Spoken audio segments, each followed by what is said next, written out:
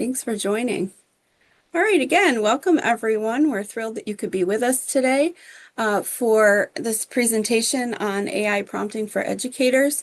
Um, Dr. Trevor Johnson-Steigelman is an associate professor of physics at Finger Lakes Community College. You may have seen him present for us in the past. He's been teaching for over 2 decades and taught online courses for nearly a decade. For the last few years, he's been teaching using the HyFlex modality. He uses OER textbooks and various technologies to enhance his courses.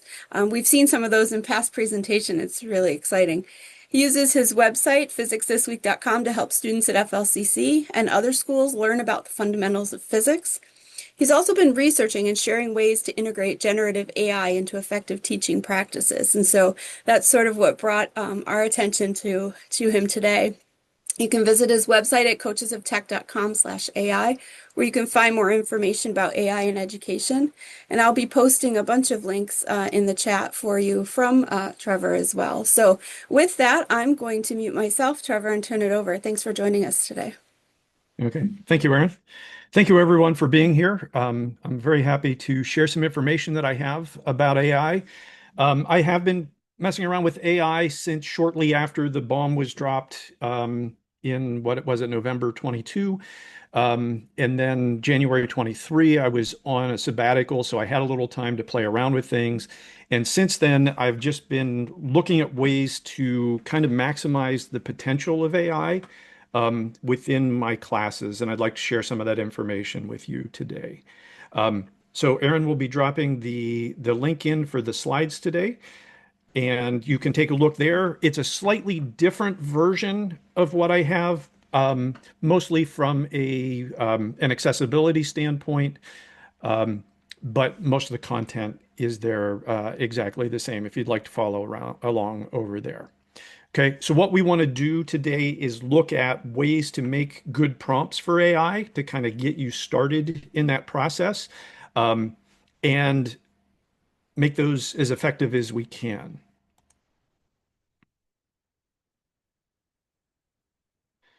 Okay, so we will be recording today. If you don't want to be seen, you can turn off your camera, turn off your microphone. Um, and I always like to say for all of my classes, for anything, if you need to step away from the computer for a little bit, please feel free to do that. Come back when you can. Make sure you're taking care of yourself, staying hydrated, and all of those types of things. Okay, so AI might be used to create a transcript and a summary of the meeting today. And I am using some AI generated images as part of the presentation. This one doesn't use as many as some of them do, but there may be some of those in there. As far as questions are concerned, if you have a question, please feel free to put it into the chat. Erin's going to help me keep an eye on that. If you put a Q in front of it, that will often help us find them a little bit quicker. And at some points during the presentation, I'm going to ask for questions. I probably won't do that as much as I would in a much smaller group, just because we do have so many people here today. Um, but I do want to make sure that I'm getting some input for you throughout the presentation. Okay, so I have two slides here of some basic assumptions. The first one is that AI is here. It's not going away. Horse is out of the bag, cat is out of the barn, or whatever mismatched standard saying you'd like to use for that. Um, the AI apocalypse isn't upon us yet. It probably won't be this generation of AI, but they keep increasing the generations, every couple of weeks, it seems. Um, and your students are using AI at this point, whether you like it or not. Some of them may be using it more than others. Some of them may be using it in better manners than others, although better is uh, one of those value-laden words that um, we could have a whole different discussion about. I'm also assuming that you are going to be um, starting using AI soon if you haven't already. And I also want to acknowledge that there are many problems with AI that exist today, such as how many people have access to it. There are all kinds of problems with copyright. There are things with bias as well. And there are many impacts that we are aware of and some that we're not aware of yet. This session isn't meant to talk about the benefits or the drawbacks of AI, although it does assume there are some benefits, and I want to make sure that you're using it well in the context of all those other background information type things. So my key audience for today, hopefully most of you fit this. You have used AI at least a little bit. You may have a free or paid account, and you've played with that a little bit. You don't have to be an expert for this particular presentation. I'm also assuming that you are somewhat comfortable with using AI and exploring it a little more deeply, and that hopefully you want to do that to enhance your teaching um, throughout. Okay, if you don't happen to be part of that audience, if you are an advanced user, I hope there's at least one or two gems of information that you find in here that you can add to your repertoire. If you are not, if you're a complete beginner, that's okay. Some of the things I'll be showing you today, you can jump in and you might actually be a little bit further ahead than just randomly going in and crunching keys. I do have one more link that I'm going to put in here. Um, if you don't have AI open somewhere near you or you don't have an account, you can use the link that I just put in the chat for blackbox.ai.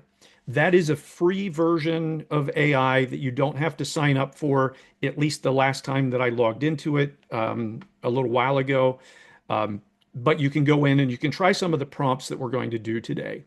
And I do want to iterate that we are going to have you actually jump in and type some things into AI, get some things out, and then think about how things are working as you do that. And hopefully you'll gain some insights you can actually use in your classes. Okay, so very, very brief one slide background on AI. We have the user, that's you. We have AI, which is whatever you've signed into. That could be Gemini, it could be ChatGPT, it could be Blackbox, it could be basically any of the tools that are out there. The AI is based on a model, and then at some point you're going to use the stuff that you get out. So you as the user put in what we call a prompt, and we're going to focus on prompt building today. That goes into the AI. The AI interacts with its model, taking the current stuff that you just put in and all of the background information from everywhere that it has been borrowed from, um, legally gotten from, or stolen from. It's going to take that model, and you can think of the model is all of the stuff that has been entered into the AI. And then the real magic of it is there are all kinds of connections within that model. And those connections are ones that us as humans might see, but because the AI can handle so much at once, it often has links to things that we might not think of on a, just a random sit down and think about. Now, of course, some of those things we might, but it might connect two things that you'd never thought it would connect.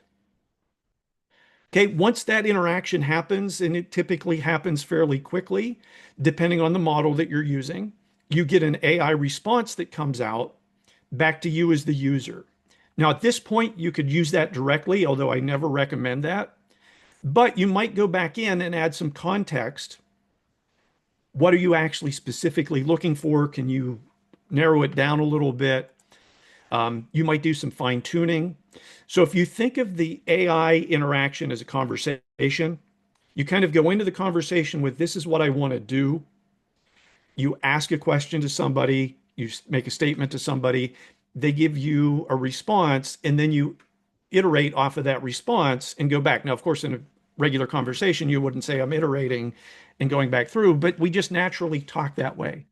I suggest something, you suggest something, and we do a back and forth as we're talking. Once you've had this conversation, you might have something that comes right out that you want to use.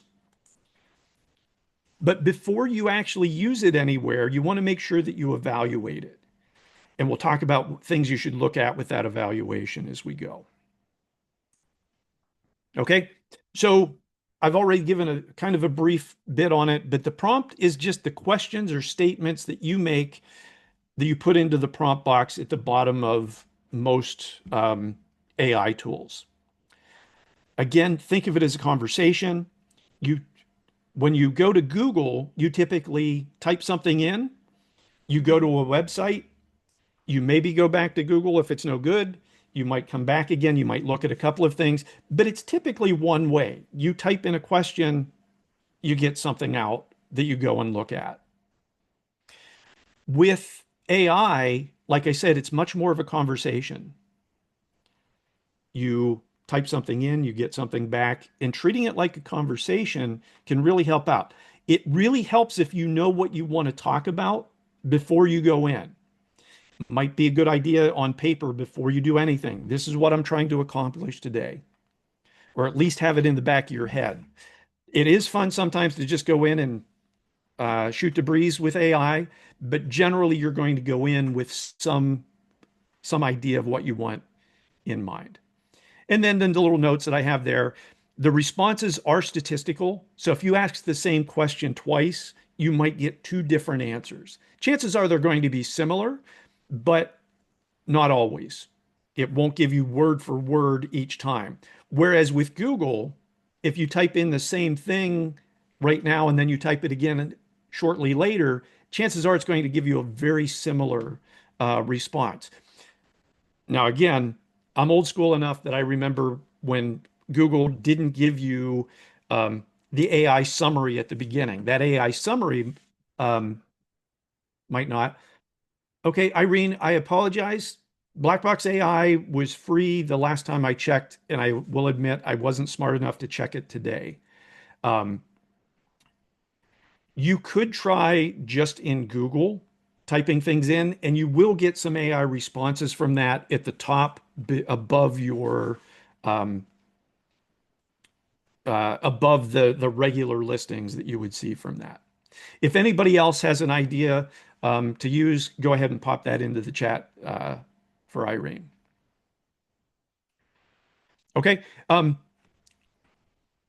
Yeah, so let's jump on. So again, before we actually get in and start typing things, remember or maybe you haven't heard this before, but there is a term that is called human in the loop. Anytime you're using AI, you're going to be the human in the loop that doesn't want, you don't want things to go on without. So in this sense, let's say I ask something that I want to use for a class. I am not going to just copy that and paste it into my Brightspace shell. I'm really going to think about that before I use it. Okay. Now, of course, if we weren't talking about AI, if we were just talking about generally looking something up or doing an interview with somebody, you always want to look at the accuracy. You want to make sure there's no bias that's there. That bias can sometimes be very obvious. Sometimes it's not quite as obvious. Make sure that what you're talking about is relevant because AI has so many threads out there, so many ideas. You ask it about a topic, it might be talking about a related but completely different topic that's out there. Okay. You also want to make sure that it's sufficient. The information that you're looking at, is it doing what you want it to do? And then you also want to look for some consistency within it. If there's 5 paragraphs, does the first paragraph say something that is completely different from the third paragraph? Because sometimes AI will start to throw all kinds of things together and it doesn't have a great evaluation process that makes sure it catches all of those types of things. Okay, and it looks like a lot of folks are putting things in for those. Now with ChatGPT and other ones, sometimes you do have to enter an email or something like that. I personally use Gemini from Google, but I do have a ChatGPT account, and they are always changing how much they will give you before you run into the limit or before you have to give them an email. So some of these might take you right in without needing to sign up totally for it. And as far as which one is best, I don't have any value judgments on that. Typically, what happens is one of the platforms will make an advancement, and then within a month or two, everybody else kind of catches up with them. Uh, as they go through. And so I'm seeing all kinds of different options here. Um, and again, whatever one you're good at, I would stick with that. If your campus is offering you a tool, obviously you probably want to figure out how to use that one. Okay, so with that in mind, let's actually try this. Now, if you're a great user already of AI, I'm going to ask you to kind of not put all the information in now, but let's just start out saying um, pick whatever topic you want and say, please explain, or you don't have to say please, just explain the concept of, and then type in the term that you're interested in.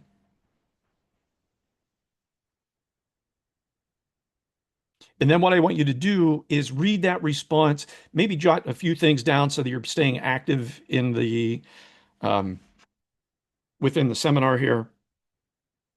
And I'm going to give us a minute to do this just to kind of keep us on track.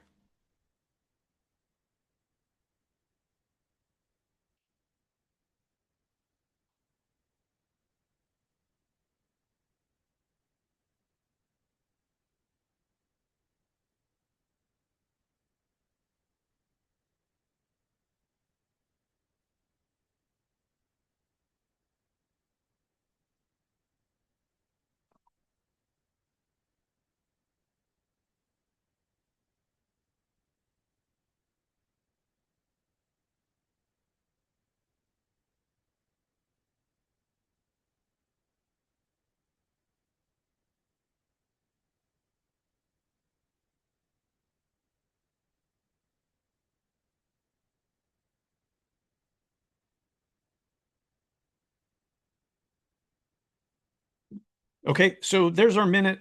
I like to put a little timer up on my screen so that I can make sure that I don't jump in and talk during that entire time. Sometimes I add 2 minutes to it, but in the interest of moving forward, we'll do that. Um, so if you want to throw in a couple of word responses into the chat of what you thought about that, whether it was great, whether it was lacking, those types of things, uh, please feel free to do that. I see Dr. Betris has a question about why sometimes AI says it's thinking deeper. It really depends on the model that you're using. So Gemini, for example, has um, two main levels. One is the pro, and it tends to think a little deeper. And so it asks itself it's the question, it generates answers, and then it kind of looks at those again, and then it gives a response. Whereas the non the other one, and it's escaping my mind at the moment because I'm on camera. Um, the other version gives you the answer almost immediately, but because it is so quick, sometimes it doesn't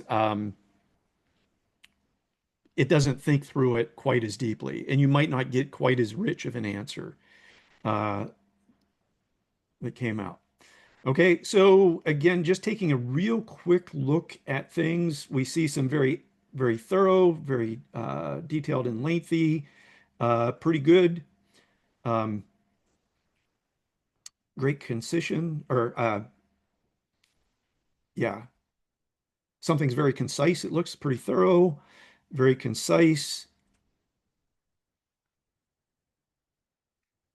Okay, we're reaching a point now with AI that it's very unoften that I find people say, well, that answer was crap, um, that came out.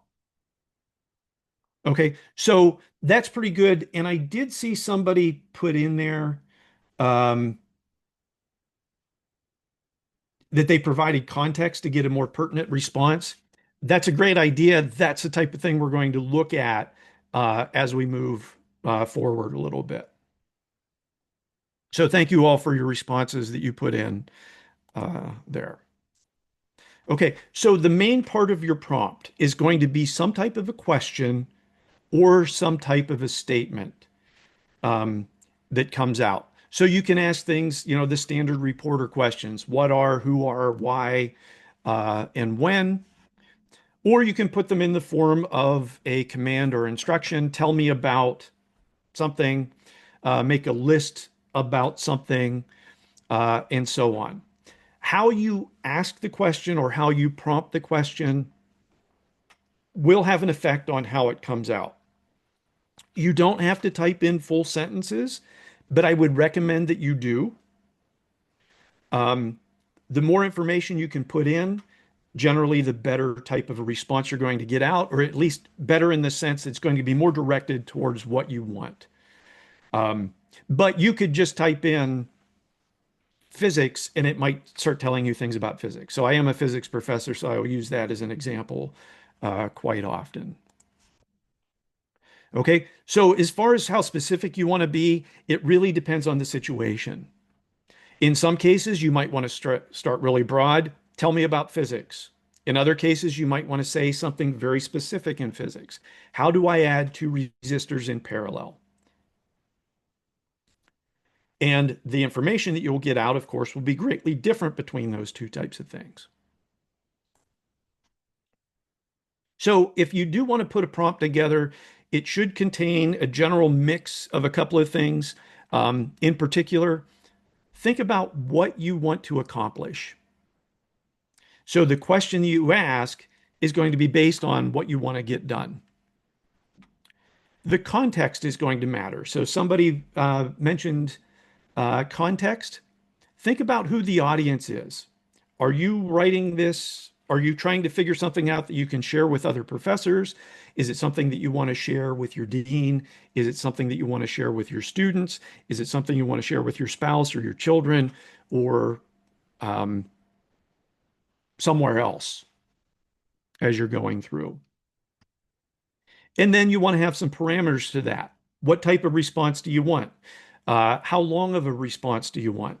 You may have noticed these days, especially, that uh, response that you got may have been multiple paragraphs. Depending on the topic, you might get pages of stuff to come out. You also might want to put it in a particular style as we go through. And as we go through the rest of today, we're going to look at each of these in a little bit more detail. Okay. And I just want to reiterate, to iterate that information that you just got back out, that might be great. It might be a good summary that you want to pop into Brightspace, or maybe not, but you want to do some fine tuning. You want to ask it more questions, get more responses out, kind of narrow it down or broaden it out. Again, totally depending on the context of what you're trying to do. Sometimes if you get kind of down in the weeds in a conversation, you might want to just start a brand new chat session. Some of the models are keeping track of all of the conversations that you've had. Other models are specific. When you start a new conversation, it starts completely fresh and it won't know what you're talking about. And this totally seems to be mixed. For example, I've had AI help me make some diagrams, and in it, I wanted to specify that when it's saying AI, to use a capital A, a capital I, and to put serifs on the I so it doesn't look like OW or A1 or any other combination that has some accessibility problems. And then the next couple of times that I was generating images, it always threw AI in the image somewhere. And it wasn't just the made by AI, it was somewhere, I asked it to do a book by Shakespeare, and it had Shakespeare on it, and it said AI in the middle of the cover of the book. Um, Other times I had a palette that I wanted it to use for generation, and it just started using a random palette. And when I asked it, what palette are you using? It says, well, I'm supposed to use one for you, but I don't remember what it is. So sometimes it's great, sometimes it's not. The key thing with all these, though, are always revise, review your final output before you do anything with it. Okay, let's talk a little bit about context. One of the areas of context that you can use is the level of the response. Do you want this to be for a college student, or do you want it to be at the fifth grade level? Do you, again, want it for your colleagues? Do you want it for your students? And I'm not saying our colleagues are at fifth grade level, but you can get an idea. Sometimes you want a simpler explanation, explain like I'm five, um, or in fifth grade is a way to do that. Another thing you want to do sometimes is tell AI how to act. Act as a college professor, act as a high school student, act as a comedian, or you are a comedian. When you do that, remember AI has all of this information that it's looking at. And if you think of a crime scene, or I'm sorry, if you think of a crime board where an investigator has pictures of the suspects, they have different places and motivations, and they've got all those little strings everywhere for that. When you tell AI to act as a college professor, it goes into that, what it thinks college professors are, and starts acting in that way. Think of putting on a hat. Um, you put on your dunce hat, you act a certain way. You put on your cowboy hat, you put on your Indiana Jones hat, you put on a ball cap. All of those affect your thinking. When you tell AI to act in these different roles, you will get quite different responses that come out. And it often helps to kind of guide it in that direction. So that context provides a background that helps guide that response. Now, some ways you might use this, most of us aren't in K-12, but in K-12, oftentimes you'll have the grade level and then you'll have above grade level and below grade level. So if you have a reading group that's really doing well and this information is a little too simplistic for them, you can bump it up a grade level or two. Or if you have a group that isn't quite getting it, you can bump it down a level for that. So I've just been going through some of the DQ information. And one of the things it talked about was um, looking at the level of things that you're putting on the internet as far as accessibility. And it was saying, stay at a fifth, sixth, seventh grade level for things. I don't want to do that as a college professor for everything, but occasionally I might want to say, okay, put this in simpler terms. Have students look at that if they're not getting it and going back. But that's the same type of thing I would do interacting with my own students, right? If a student isn't getting it, I change the level. If I have a student that's really moving forward, I jump up a little bit. The way I really like to use this myself is making sure that I don't fall prey to the curse of knowledge. I've been teaching physics and my bio says 20 years. It's actually getting to 30. I just realized not too long ago that I've been teaching physics. So there are some things that I occasionally forget that students may or may not know how to do. And occasionally I will go back in as I'm getting ready to teach a lesson again and say, okay, what are some things that I should think about the first time I'm teaching this? Even though it's by no means the first time.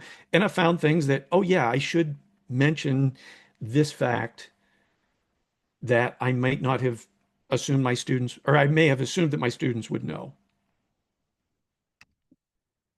Okay, so now I want you to do just this, add some context. So take you in the same conversation, acting as blank, and you can put in whatever you want there, explain the concept of, and use that same concept that you used before at a level appropriate for, and put in whatever level that you want. And I'll give you a minute to work on that.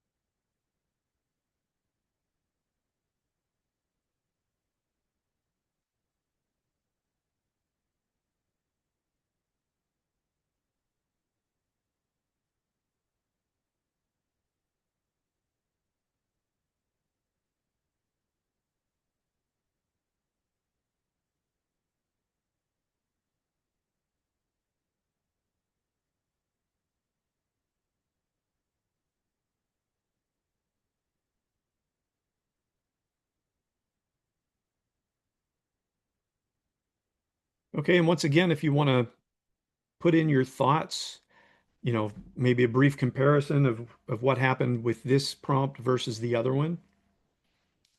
And I had scrolled through the chat earlier, so it was not showing me some new things.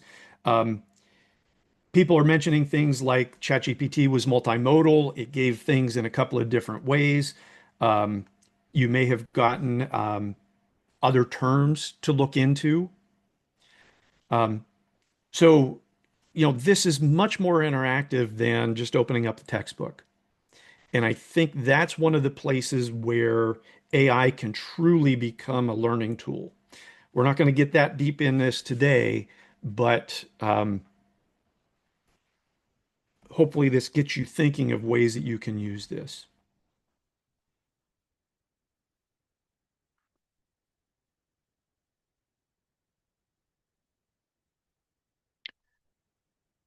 Okay, and it looks like we do have somebody popped in there. This time the answer is shorter with language easier to understand for first year students. And again, by putting those types of things in, it it helps focus down what you're looking at.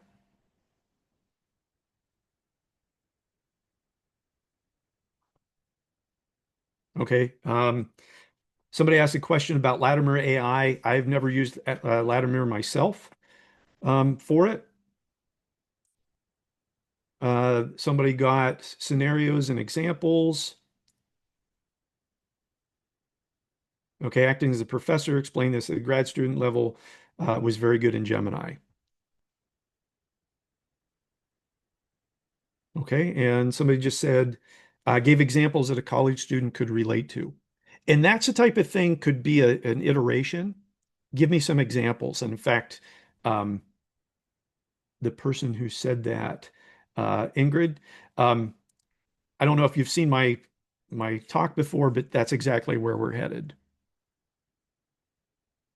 in a little bit. Okay, so some other types of context you can do, you can give some regional context in Western New York, in a small town.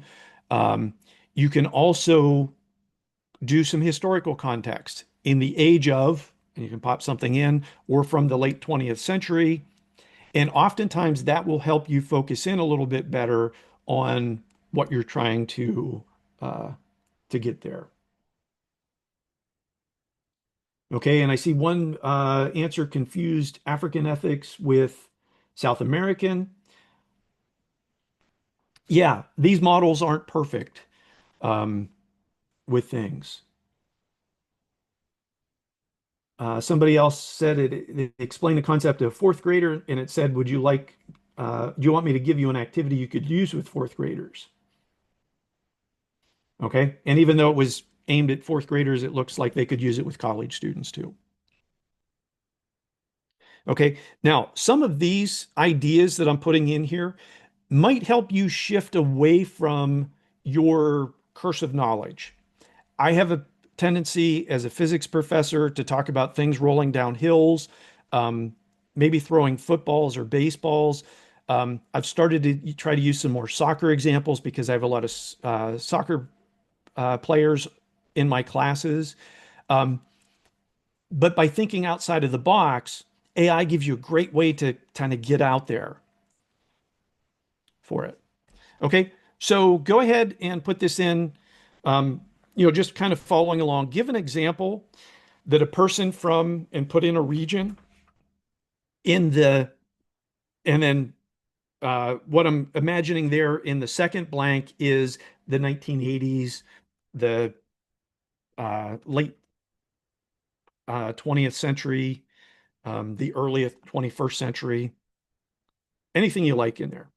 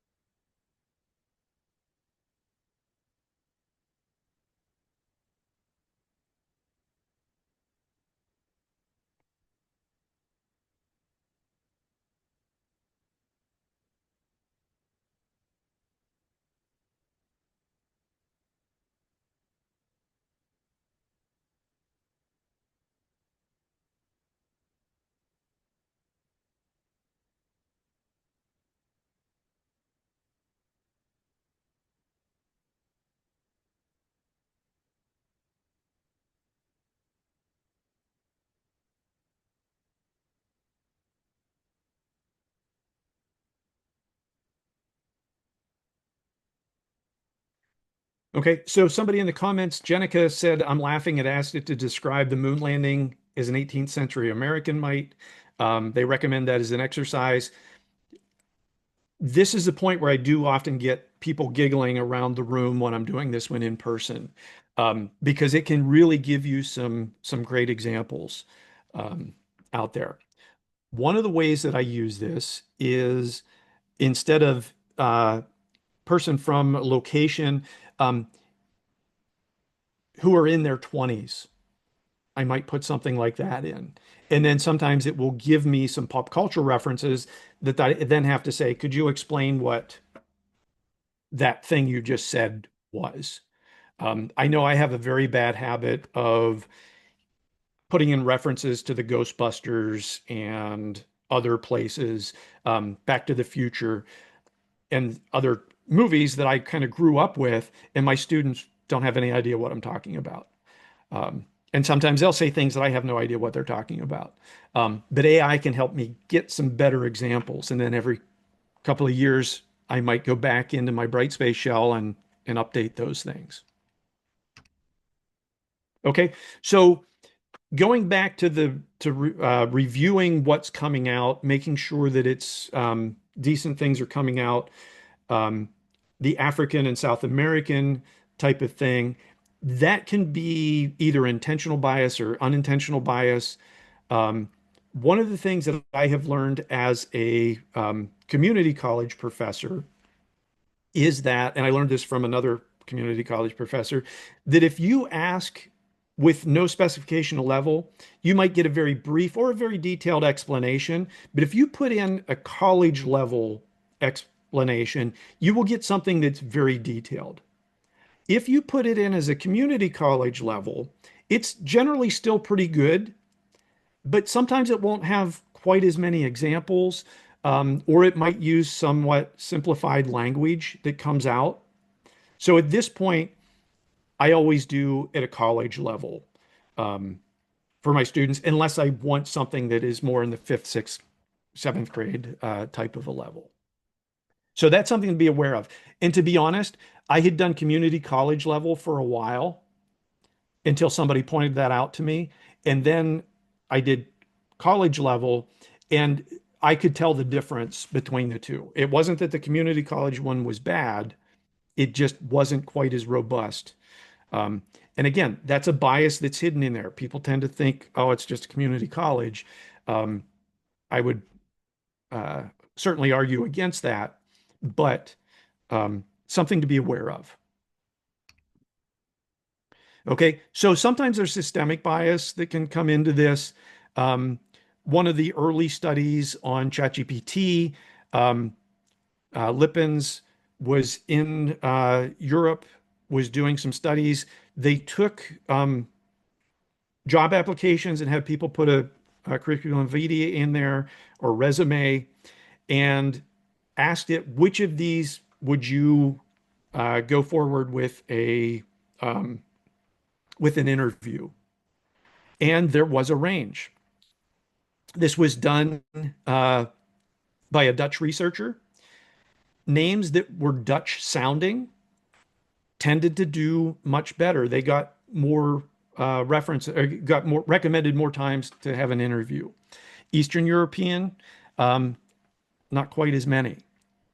So there was a definite bias here. But I also do want to point out that the invitation scores, I don't know how high they went from the study. It's been a while since I've read it.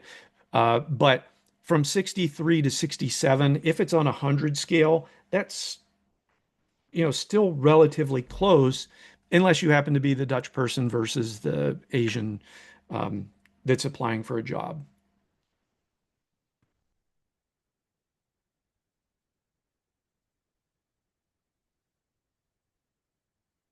Okay, so now we've kind of got the background a little bit. We've talked about context. We've talked about the request. That's kind of the prompt, the main uh, body of the prompt. We haven't talked about parameters yet, and we haven't talked about a conclusion yet. We're going to talk about parameters next, but I want to show you an example of a kind of a better starting prompt. So I'm going to set some context. Assume that you are a college physics professor. And notice that I went college and physics and professor. So all of those words kind of help set the tone. Then I'm going to give some context to the class that I'm teaching. Most of your students are sophomores who are not physics majors. So I'm telling AI how to act and who to create responses for. And by putting in not physics majors, I'm hopefully going to get a slightly different explanation than one I would get for physics majors. Okay, the purple bit that's here, explain how Newton's second law describes the motion of a body. That's the main thing that I'm trying to get out of this. But I'm putting some parameters on it. In 300 words or less is going to keep this from, a full textbook of information. And then I'm telling it to explain the variables so I'm kind of breaking the prompt into pieces for what I want as the output. Okay, so we'll look at parameters in a little more detail in a moment. And then the conclusion is something that you might want to put in. You might want to put this at the beginning, but the idea here is this explanation will be useful for physics students and it will help them understand Newton's second law. You don't absolutely have to do that. I read an article a while ago that suggested you do something like this, but this is more for me to make sure that I know what I want to get out of this. Rather than just, throwing a fishing line in, I'm targeting what I want to have come out. So notice this is more than um, going into Google and say, explain Newton's second law. I'm going to typically get a much more directed answer that comes out of this. This is much better than saying, um, just give me everything you got. Okay, it looks like we have another physicist in here, teach radiation physicist. Can this be adjusted with terms to adjust answers to focus in that more than regular physics? Or will AI typically go right into the known area of physics? So AI is typically going to go to the better known stuff, but by putting something in like this, it's a great way to focus it down so it's specific to your students. And I would recommend that. Now, again, it seems like folks are almost in my head today. One of our nursing professors came to me at our opening days and said, "Hey, can we do something to help kind of focus things down a little bit for our students who are going into X-ray technology, looking to be X-ray technicians, and so on? Could we set aside a section for them?" And I wasn't sure. Now, we do have a lot more nursing students coming in. I wasn't sure how that would fly with the number of instructors we have and so on. But I said, you know what? I can start to make some more examples that would be better for them as part of the homework, as part of the lecture notes, and so on. And I was very confident in saying that I could do that because I'm going to go to AI and start helping it guide me in that direction.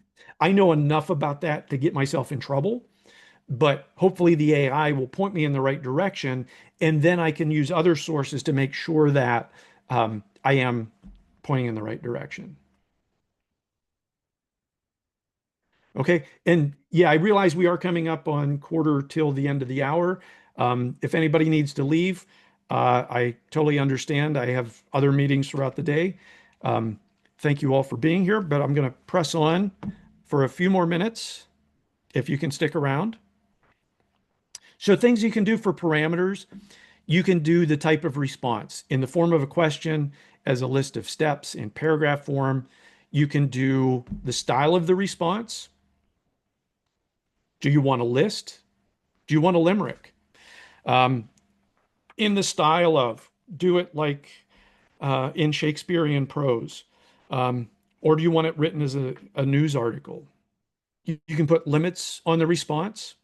Sometimes I'll use 250 words. Sometimes I'll use 300 just so I don't get multiple paragraphs or pages for things. If it's something where it's a step-by-step process in 3 steps, and sometimes I'll say, try to limit your steps to X, even though you don't have to make it a 5-step process. Try not to go beyond 5 steps. Okay, I'm going to skip over this, um, but the same idea. Whenever you get a chance, try doing explain the concept of something in 50 words, in 200 words, or as a bulleted list. See what you get out from that. Okay, I mentioned for parameters, doing this first, then type of an idea. If it's a really complex type of a thing that you're trying to get out, so you're trying to have it explain how to do a process, you might want to break that process down. In this case, I'm saying, what are the variables in the equation? So that it takes some time to specify those variables and then explain how those variables affect the output. By doing that, just like you would ask a student to do something, you don't necessarily want it all at once. You can kind of put some guidelines going through. Okay, so I feel bad for folks who just left, but the magic ingredient for AI, and I learned this a little while ago, is at the beginning of a session, if you tell it what the goal of the session is, that will get you to where you're going a lot quicker. Because you kind of have that plan, at least in the back of your head. You might not know all the details, but it'll get you there. That has really helped. But the really magic one is ask the AI to ask you questions. Oftentimes, this can help clarify what you want it from. It can help you think more deeply. So I've had it help me write some new questions for my test bank. And by having it ask me questions, it will ask me questions like, what in particular are you trying to probe here? Or do you have students of this type? Or what types of things have students had problems with in the past? Now, those are all things that I would probably come up on my own. But oftentimes when I sit down to write out new questions, I'm kind of stuck in the, I need to make a question. By asking AI to ask me questions, it gets me kind of out of my own brain a little bit for it. And if that's the only thing that you take away from today, um, it will have been time well spent. Okay. So you can do all kinds of other things. Saying please and thank you, there's various stories about whether that's helpful or not. I like to do it only so that I don't get into the habit of you do this, you do that, give me, and so on. It helps keep me more human in my other human interactions with it. Um, that idea of the chain of thought prompt, ask some questions, break it into steps, explain each of its steps. A lot of AI is doing this automatically now.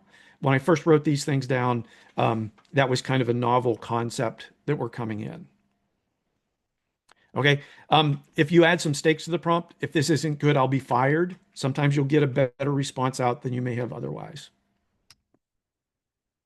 Okay. So some other things that are coming up, and these aren't all necessarily on the schedule yet, but I do have some other information on um, things that I do. So if you go to my website, and in particular the AI section, you can get to some of the information on my other sessions that I do. I do one on AI 101 for educators, another on enhancing your assessments as you go through. Somebody mentioned in the chat early on about using chatbots. Chatbots, while they sound like they are something very difficult, it's really just kind of advanced prompting and setting up all of these parameters in a somewhat small sandbox that you could then share with your students that will keep things somewhat focused. Okay, I am working on a course on helping students use AI to learn, not get answers. I haven't posted anything related to that, but on the webpage, there is information if you'd like to reach out to me for things like that. And I'm going to throw in my email address,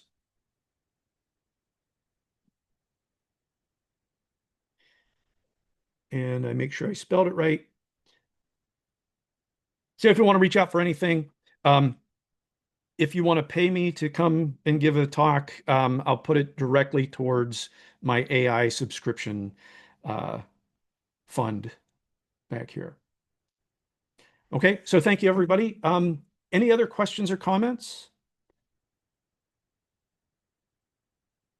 And you're welcome to everybody who's thrown in thank yous.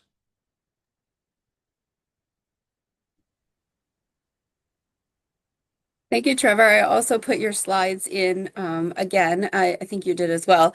Additional links that I posted in the chat were some SUNY resources that have been collected in regard to supporting faculty around AI, and a link to where folks can access our webinars that are coming up and our recordings. We are having another webinar that is AI focused around academic integrity in 2 weeks. Are there questions before we close Thank you, out? We Aaron. do have a few more minutes, so we're happy to hang here and answer any questions that you have. Thanks. Hi, I asked one question in the chat. If you have 1 minute. Yes, sure. Um, so when you said to state the goal, do we put that all together in the message block? Like sometimes I don't know, do I put that in the message block first and then send it and then ask the question in a second block and send it? Or do you put it all together in one like paragraph in the message block? So I have found that if I can do some, before I hit enter at all, if I can put as much information in, it tends to help focus things down very quickly at the beginning. But you could certainly, sometimes I'll do, hey, today I'm trying to figure out um, to make some new questions for the circular motion part of my class. And I'll hit enter. And it will give me a little bit of, oh, that sounds like a great idea. Um, Let me know what you're thinking, and then we'll move on. But if I spend the time to try to get a decent paragraph at the beginning, Right. that will often set the tone, um, and things move a little bit quicker with that. But you could start out from any point that you want. Halfway through, you could put something like in, hey, let's focus down on this. Mhm. Um, and there's value to trying it both ways. I've just found that when I go in with a specific idea, I like to put that specific idea at the beginning. Great. Thank you. You're welcome. Okay, and I have not tried, Kenneth, I have not tried to build a time machine yet with AI. That's a future project. If your 7-year-old has any luck, um, have them meet me in let's see, Katanning, Pennsylvania on December 31st, 19 or 2018 would be a good one.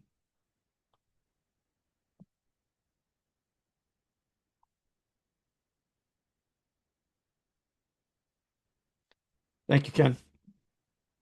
I think we would enjoy talking to him as well, Ken. Yes. That's great.